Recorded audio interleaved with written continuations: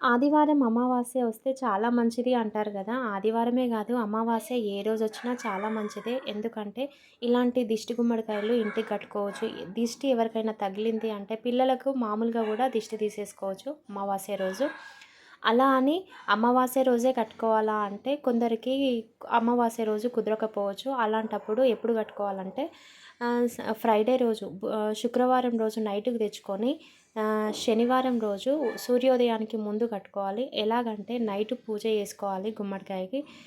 పూజ చేసిన తర్వాత మళ్ళీ మార్నింగ్ గూడా సాటర్డే రోజు మార్నింగ్ గూడా పూజ చేసుకొని సూర్యోదయానికి ముందే కట్టుకోవాలి.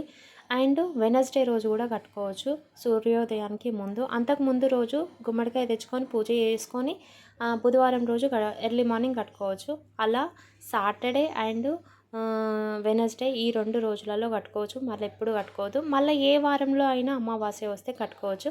ఆదివారం అమావాస్య వస్తే ఇంకా చాలా మంచిది. అప్పుడు కట్టుకోవచ్చు. నా వీడియో